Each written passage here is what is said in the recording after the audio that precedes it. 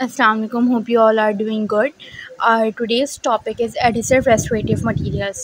Book के अंदर ये चैप्टर बहुत लेंथी करके लिखा हुआ है, बहुत बड़ा है, मगर इसमें से जो सिर्फ हम लोगों ने इम्पॉर्टेंट चीज़ें पढ़नी है समराइज़ करके। अगर आप जो है टीचर्स की पीपीटी भी देखें और जो एक्सटर्नल के वाइवा क्वेश्चंस होते हैं वो भी देखो, तो इन्हीं टॉपिक्स में से सारा कवर हो रहा होता है। तो इस चैप्टर को मेरा नहीं ख्याल कि जो टॉपर बच्चा भी होता है वो इसको बुक से पढ़ता है, क्योंकि टीचर्स भी नहीं पढ़ाते, वो भी बोल देते कि जो स्लाइड्स हैं उसी में से देखें। तो स्लाइड्स यही सारी चीज़ें सही है। तो अब ये जो टॉपिक मैं करवा रही हूँ कवर, इसको अच्छे से कर लेंगे, इट मीन्स कि आपका पूरा चैप्टर कंप्लीट हो गया है। बिकॉज जिस तरीके से हम चैप्टर 2 के अंदर डेफिनेशंस थी ना, हम डेफिनेशंस याद कर रहे थे, उसके अंदर कुछ समझने का ऐसा कुछ नहीं था, उसके अंदर कुछ क्लासिफिकेशंस नहीं थी, कोई कॉम्पोजिशंस नहीं थी। इसी तरीके से ये चैप्टर है। अब यहाँ पर हमारे पास पहली डेफिनेशन है प्राइमर। प्राइमर क्या होता है? ये एक्ट करता है as a bridge between dentin and restorative resin. सही है। रेजिन वाला चैप्टर आप लोगों ने पढ़ा था, एक्रिलिक रेजिन जो होते हैं। सही है। तो ये क्या करता है कि एक एज अ ब्रिज काम कर रहा होता है डेंटिन और रेजिन के। किस तरीके से? जैसे कि ये हमारे पास डेंटिन है, सही है, ये हमारे पास ट्रुथ है, इसकी मैंने कैविटी बनाई है, डेंटिन है। अब इसके ऊपर मुझे रेजिन लगाना है, तो पहले मैं रेजिन लगाने से पहले मैं प्राइमर लगा दूंगी। तो क्या होगा? ये एक दीवार टाइप का काम कर दिया कि पहले डेंटिन आ गया, प्राइमर आ गया, फिर रेजिन आ गया। सही है। तो ये एज अ ब्रिज काम कर रहा होता है। अब प्राइमिंग क्या होता है? प्राइमर लगाने का जो मेथड होता है उसको प्राइमिंग कहते हैं। Application of hydrophilic monomer. अगर आपसे पूछा जाए प्राइमर की नेचर क्या होती है, वो हाइड्रोफिलिक होता है या हाइड्रोफोबिक होता है, तो आपने बताना है कि वो हाइड्रोफिलिक होता है। सही है। On a conditional dentin surface पे हम लगाते हैं, जिसकी वजह से मोनोमर पेनिट्रेट कर जाता है डेंटाइनल टिब्यूल्स पे। सही। जहाँ पे जाके ये पॉलीमराइज हो जाएगा और एक वीक बॉन्ड बना देगा, जिसके नतीजे में क्या होता है कि हमारी जो डेंटिन होती है वो कैसी होती है? हाइड्रोफिलिक होती है। सही है। ये उसको कन्वर्ट कर देता है, मतलब उसको बना देता है हाइड्रोफोबिक के अंदर। अब हाइड्रोफोबिक क्या होता है? हमारे पास जो हमने पढ़ा था कि ब्लो होल्स हो जाते हैं, मॉइस्चर के अंदर काम नहीं कर सकते, तो वो क्या होता है कि जो प्राइमर लगाने का मेथड होता है उसको हम कहते हैं प्राइमिंग। अब प्राइमर कौन कौन से होते हैं? दो होते हैं, एक होता है हीमा और एक होता है फोरमेटा। हिमा की जो उसकी फुल एब्रीविएशन है वो है हाइड्रोक्सी इथाइल मेथाक्राइलेट, और फोरमेटा के फोर मेटाक्राइलॉक्सी ट्राइमेटालिक एनहाइड्राइड। तो आपसे पूछा जाता है वाइवा के अंदर प्राइमर बता दो और प्राइमर के एग्जाम्पल बता दो। तो एग्जाम्पल में जब आप हिमा और फोरमेटा बोलोगे ना, तो साथ ही वो बोलेंगे कि आगे इसकी फुल वो बताएं, एब्रीविएशंस बताएं कि क्या होते हैं। तो आपको ये पता होना चाहिए। अब हमारे पास दूसरा मेथड आता है। अभी हमने देखा था प्राइमिंग, अब होता है एचिंग। एचिंग क्या होता है कि एप्लीकेशन ऑफ 30 to 40% H3PO4। सही है। ये जो 30 to 40% H3PO4 है ना, ये होता है एचेंट। जैसे प्राइमर का नाम था फोर हेमा और वो सॉरी हेमा और फोर मेटा, इस तरीके से एचेंट का नाम है 30 to 40% H3PO4। इसको अब हम कहाँ पर लगा रहे हैं? इसको हम लगा रहे हैं इनेमल सरफेस पर। प्राइमर को हम लोग लगाते हैं डेंटिन सरफेस पर। एचिंग में हम क्या कर रहे हैं? एचेंट लगाते हैं इनेमल सरफेस पर 15 से 60 सेकंड के लिए। क्यों लगाते हैं? फॉर रफ सरफेस, उसकी सरफेस को रफ बनाने के लिए, माइक्रो मैकेनिकल रिटेंशन के लिए। सही है। तो एचिंग का अगर आपसे मकसद पूछा जाए, इसका मकसद क्या होता है? तो micro for attaining micro mechanical retention. क्या होती है कि जो हमारे पास इनेमल सरफेस होती है वो रफ़ नहीं होती, बहुत स्मूथ सी होती है। उसके ऊपर मैं कोई भी चीज़ लगाऊंगी तो आप खुद सोचोगे कोई चीज़ अगर स्मूथ होगी तो उसके ऊपर से वो फिसल जाएगी ना, उसके ऊपर उसकी रिटेंशन नहीं हो पाएगी। तो उस सरफेस को रफ़ बनाने के लिए हम, या इसकी दूसरी डेफिनेशन होती है कि मॉडिफिकेशन ऑफ एनामल सरफेस। देखो एनामल सरफेस की मॉडिफिकेशन हो गई है ना, पहले एनामल थी स्मूथ, अब वो कैसी हो गई है? रफ़ हो गई है। तो एनामल सरफेस की मॉडिफिकेशन हो जाती है by selectively dissolving apatite crystals creating microporous surface. किसकी वजह से? सेलेक्टिवली डिजॉल्विंग एपोटाइट क्रिस्टल्स, मतलब इन शॉर्ट एचेंट की वजह से, जो कि क्या कर देते हैं? माइक्रोस्पोरस सरफेस बना देते हैं। अब एप्लीकेशंस क्या है? मतलब एसिड एच टेक्निक को हम कहते हैं एसिड एच टेक्निक। सही है। इसको हम कहाँ कहाँ यूज़ करते हैं, क्या क्या इसके फ़ायदे होते हैं? तो कंपोजिट की फिलिंग के लिए। सही है। पिट्स एंड फिजर सीलेंट्स के लिए, ऑर्थोडोंटिक ब्रैकेट्स के अटैचमेंट के लिए, जैसे कि हम वो करते हैं ब्रेसिस वगैरह जो लगवाते हैं उस टाइम पर, ब्रिज के अटैचमेंट के टाइम, अटैचमेंट ऑफ पोर्सलिन और एक्रिलिक लेबियल वीनियर्स। सही है।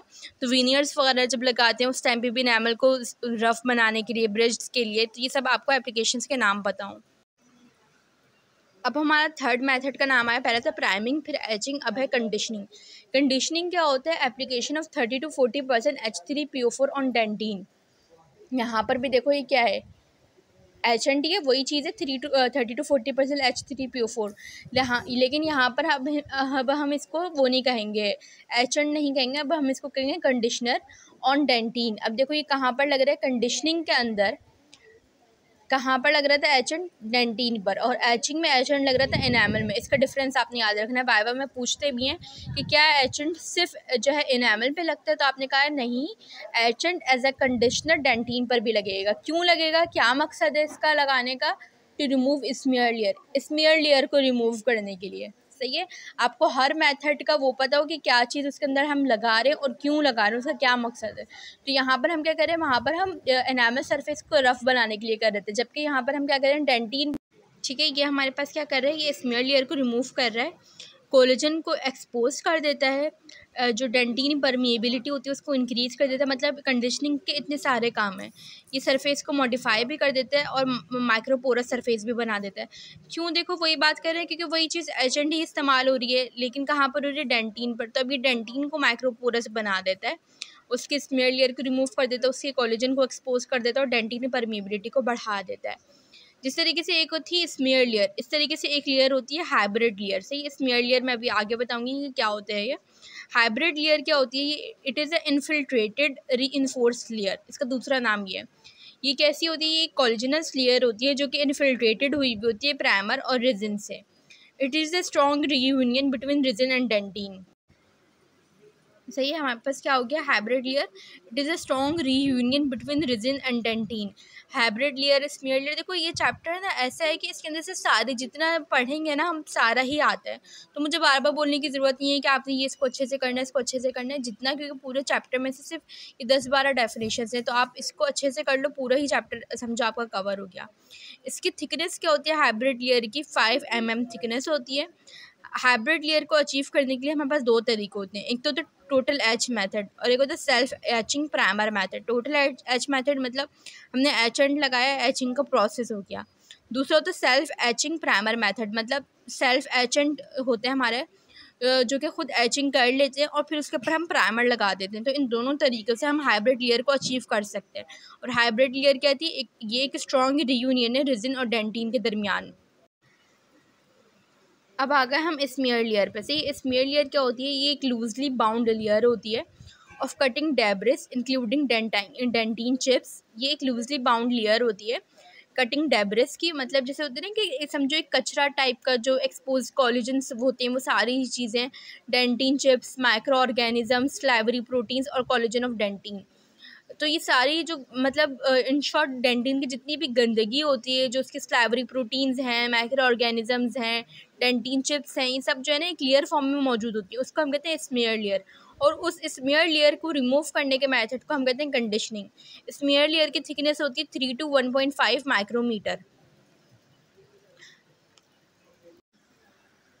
अब हमारे पास है एसिड एच टेक्निक। सही है, एसिड एच टेक्निक क्या होती है कि हमारे पास सबसे पहले हमने करी एचिंग।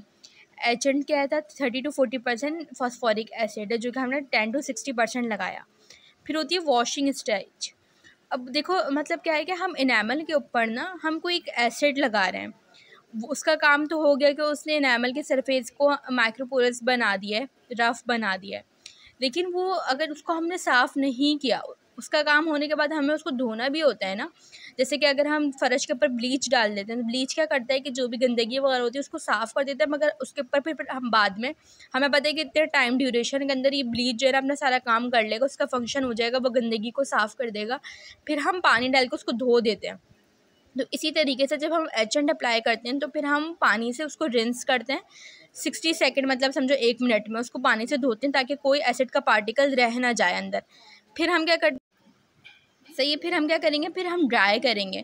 मतलब कि जैसे कि इनेमल के ऊपर पहले हमने एसिड लगा दिया, जब वो एसिड ने अपना सारा काम कर दिया फिर हमने उसको धोया, रिंस किया। मैंने ये वीडियो ऐड करी है इस वीडियो के अंदर, तो उसको देखिएगा अच्छे से, फिर समझ आएगा।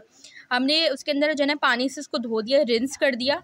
उसके बाद हम जो है ना उसको ड्राई करते हैं, मतलब सुखाते हैं। इससे क्या होगा कि अगर कोई गीला, मतलब अगर उसकी नेचर हाइड्रोफिलिक है, अगर जैसे कि कोई पेपर गीला है, तुमने पेपर को चिपकाना है, पेस्ट करना है, या पेपर के ऊपर तुमने कोई पिक्चर पेस्ट करनी है तो तुम उसको मेक श्योर करती हो कि पेपर जो है बिल्कुल ड्राई हो, क्योंकि ग्लू हमारी कुछ नहीं लगती कोई वेट सरफेस के ऊपर। तो इसी तरीके से जब हमने वेट कर दिया उस जगह को, तब हम उसको ड्राई भी करेंगे with the help of BizGMA।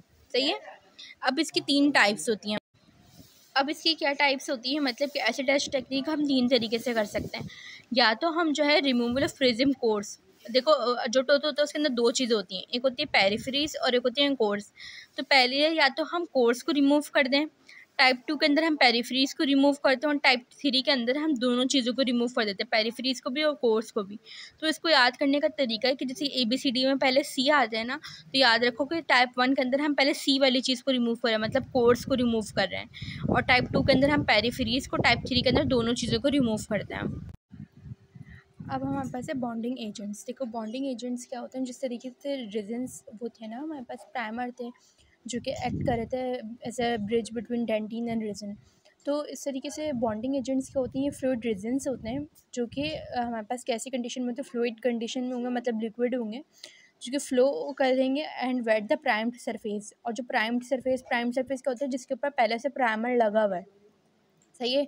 तो उस प्राइम्ड सरफेस को गीला कर देंगे, वेट कर देंगे to complete the formation of effective bond. क्या करने के लिए, जो हमारे पास पहले से बॉन्ड बनी हुई थी प्राइमर और डेंटिन की, डेंटिन के ऊपर हमने प्राइमर लगाया था, प्राइमर एज ए ग्लू काम कर रहा था। सही है।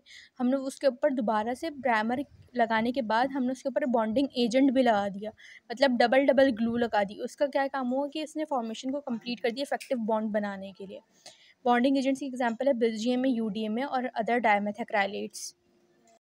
अब हमारे पास है कंडीशनर्स। जिस तरीके से जो कंडीशनिंग करते हैं ना, वो कहलाते हैं कंडीशनर। कंडीशनिंग का क्या मेथड था कि जो हमारे पास फॉस्फोरिक एसिड था वो हम लगाते थे डेंटिन सरफेस पर, जो कि क्या करता था, स्मीयर लेयर को रिमूव कर देते। और स्मीयर लेयर हमने पढ़ा था कि डेंटिन चिप्स होते हैं, माइक्रो ऑर्गेनिजम्स होते हैं, स्लाइवरी प्रोटीन्स होती हैं, तो उन सबको रिमूव कर देते हैं। तो कंडीशनर क्या होते हैं, एक ऐसे लिक्विड होते हैं जो कि डेंटिन प्री ट्रीटमेंट्स के लिए इस्तेमाल किए जाते हैं। कंडीशनर सिर्फ 30 to 40% फॉस्फोरिक एसिड नहीं है, बल्कि डिफरेंट किस्म के हैं, सबके अलग अलग नाम है। 10% फॉस्फोरिक एसिड भी है, 10% मैलिक एसिड, 17% ETT है, 10% citric acid plus 3% ferric chloride. अभी डेंटिन प्री ट्रीटमेंट्स के होते हैं जो कि हमारे पास स्मीयर लेयर को मॉडिफाई कर देते हैं। कंडीशनिंग, डेंटिन कंडीशनिंग थी जो स्मीयर लेयर को रिमूव कर देते हैं, और डेंटिन प्री ट्रीटमेंट्स वो हैं जो स्मीयर लेयर को मॉडिफाई कर रहे हैं। अब हमारे पास है बॉन्डिंग जनरेशन से। ये बॉन्डिंग जनरेशन टोटल 7 जनरेशन हैं, जिसमें से इंपॉर्टेंट जो है वो मैं आगे बताती हूँ। 3, 4, 5, 6, 7 इंपॉर्टेंट है। 1, 2 बल्कि 1, 2 और 3 इंपॉर्टेंट नहीं होती, सही 4 से 7 तक इंपॉर्टेंट होती हैं, लेकिन हमने याद करना है। इसके अंदर क्या होता है, बॉन्डिंग जनरेशन क्या हैं।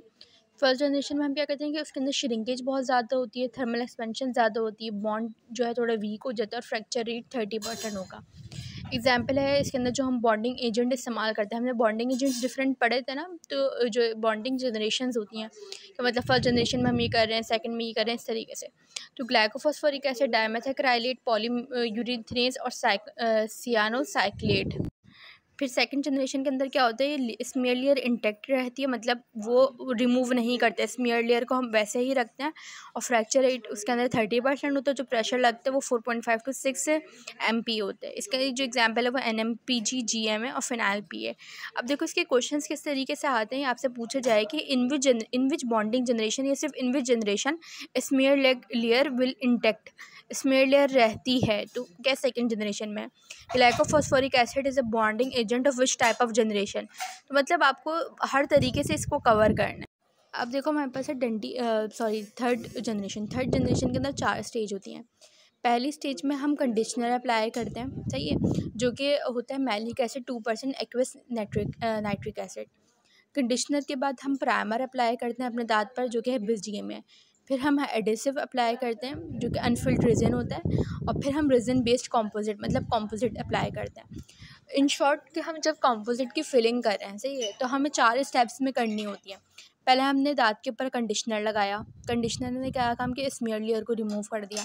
फिर हमने प्राइमर लगाया, प्राइमर का क्या काम था कि उसने बॉन्ड बना दिया अच्छे से डेंटिन और रेजिन के दरमियान। फिर हमने एडहेसिव लगाया। एडहेसिव क्या होता है, जो कि हमारे पास क्या करता है, जैसे कि क्या था, हम पढ़ रहे थे ना कि ग्लू का काम कर रहा है, तो एडहेसिव हमारा वो हो गया। फिर उसके बाद हम कॉम्पोजिट की फिलिंग करते हैं।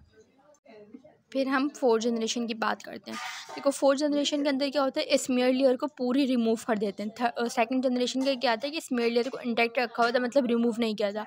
4th जनरेशन के अंदर हम स्मीयर लेयर को टोटली रिमूव कर देते हैं। फिर हम एचिंग करते हैं, सही है। एचिंग मतलब इनेमल और डेंटिन दोनों पे करते हैं। एचिंग करने के बाद हम रिंस करेंगे। जो मैंने तरीका बताया था, एचिंग क्या है कि हम एक एसिड लगा रहे हैं, तो अब उसको हमने साफ़ भी करना होता है, धोना भी होता है, तो हम पानी से उसको रिंस कर देंगे। फिर हम ड्राई करेंगे। अब ड्राई किस तरीके से कर रहे हैं कि जो भी एक्सेसिव वाटर होगा उसको हम कॉटन पैलेट से रिमूव कर देंगे, सही है, एब्जॉर्ब कर लेगा वो कॉटन। फिर हम प्राइमर लगाएंगे उसके ऊपर। प्राइमर लगाने के बाद हम प्राइमर सॉल्वेंट को रिमूव करेंगे। फिर हम एडिसिव लगाएंगे और एडिसिव लगाने के बाद लाइट क्योर कॉम्पोजिट लगा देंगे, और जो कि क्योर मैट्रिक्स रिजन होगा, सही है। तो मतलब क्या है कि पूरा प्रोसीजर होता है 4th जनरेशन के अंदर।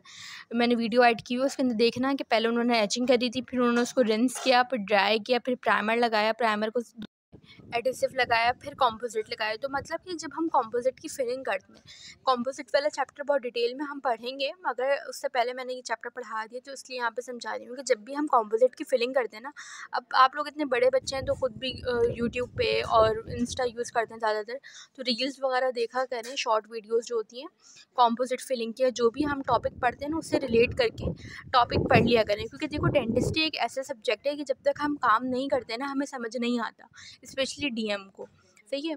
तो हमने क्या करना है कि जो है साथ साथ वीडियोस को देख लूँ। मेरी कोशिश होती है कि मैं वीडियोस को ऐड कर लूँ, पिक्चर्स को ऐड कर लूँ, ताकि समझ आ जाए। तो जब हम कॉम्पोजिट की फिलिंग करते हैं तो हमें ये सारे स्टेप्स करने पड़ते हैं। ये नहीं कि हम कॉम्पोजिट की फिलिंग करने के लिए हम ऐसे बस अपने दांत में लगा दिया। अब हमारे पास लास्ट 3 जनरेशन है। 5th generation. 5th जनरेशन के अंदर क्या होता है, 1 बॉटल विद रिंस, मतलब एक ही बॉटल होती है जिसके अंदर प्राइमर और एडिसिव साथ ही मिला हुआ होता है, अलग अलग नहीं होता, और साथ में ही रिंस भी होता है, सही है। रिंस होता नहीं, मतलब रिंस करते हैं, सही है, और एचिंग करते हैं हम इनेमल और डेंटिन की। 6th जनरेशन के अंदर 2 बॉटल होती हैं, एक में एचेंट और प्राइमर होता है और एक के अंदर एडिसिव होगा, सही है, और इसमें क्या होगा, सेल्फ एचिंग होगी। फिर 7th जनरेशन क्या होता है, 1 बॉटल नो रिंसिंग, मतलब एक ही बॉटल होगी जिसके अंदर प्राइमर और एडिसिव होगा, मगर रिंसिंग नहीं करेंगे।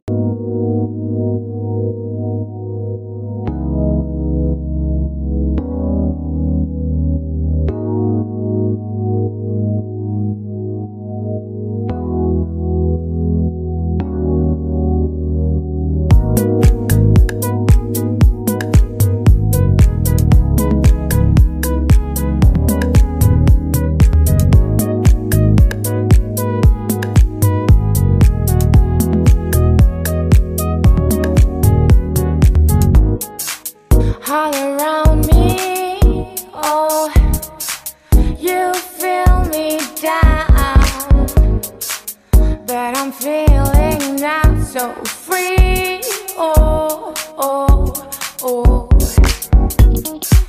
Life is long, so don't cry, 'cause you can fly with your mind, and you can be strong.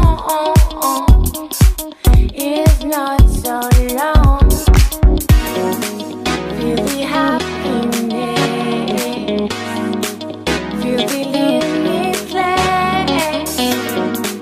Man, don't worry, oh, so don't angry, oh.